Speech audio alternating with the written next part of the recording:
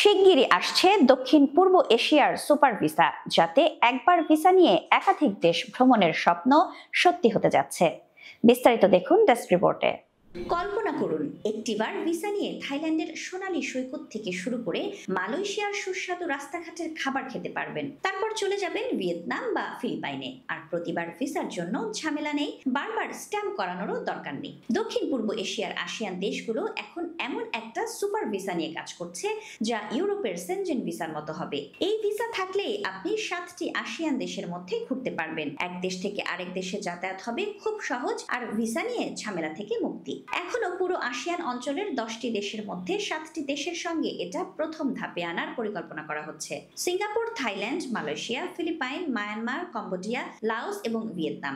আমরা জানি আসিয়ান দেশগুলো আগে থেকেই একে অপরের নাগরিকদের কিছুটা ভিসা মুক্ত ভ্রমণের সুবিধা দিচ্ছে, কিন্তু এবার তারা চাইছে আরো একদম সহজ ও ঝামেলা মুক্ত এক ব্যবস্থা, যাতে পর্যটকদের জন্য ভ্রমণ আরো আনন্দদায়ক হয়। চলুন এবারে জেনে নেই কি কি সুবিধা থাকছে এই ভিসায়।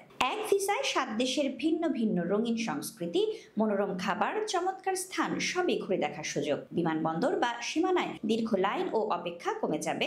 সড়ক ভ্রমণ, সমুদ্র যাত্রা, ঐতিহ্যবাহী উৎসব উপভোগ করা যাবে অনেক সহজে। পর্যটন ব্যবসার জন্য নতুন সুযোগ সৃষ্টি হবে, যা ওই অঞ্চলের অর্থনীতির জন্য বড় সুবিধা। বিলাসবহুল হোটেল আর মাইশেলিন স্টার রেস্টুরেন্ট সহ বিশেষ প্যাকেজও আসতে পারে। দক্ষিণ পূর্ব এশিয়া পর্যটনে প্রতিনিয়ত দ্রুত বেড়ে চলেছে। থাইল্যান্ড আর মালয়েশিয়া বছরে 90 বিলিয়ন মার্কিন ডলার পর্যন্ত পর্যটন আয় করে। এই সুপার ভিসা হলে তাদের পর্যটক সংখ্যা আরো গুণ বেড়ে যাবে। সব ঠিক থাকলে 2025 সালের শেষ নাগাদ বা 2026 সালে আমরা এই ভিসা পেয়ে যাব। 2026 সালে ম্যানিলায় আসিয়ান সামিটও অনুষ্ঠিত হবে, যা এই উদ্যোগকে আরো এগিয়ে নেবে। একবার ভিসা নিয়ে পুরো দক্ষিণ পূর্ব এশিয়া জুড়ে ঘোরাঘুরি, নতুন অভিজ্ঞতা আর অজানা খাবারের স্বাদ নেওয়া এখন আর দূরত্বের গল্প নয়, এটা একদম কাছাকাছি সময়ের ব্যাপার।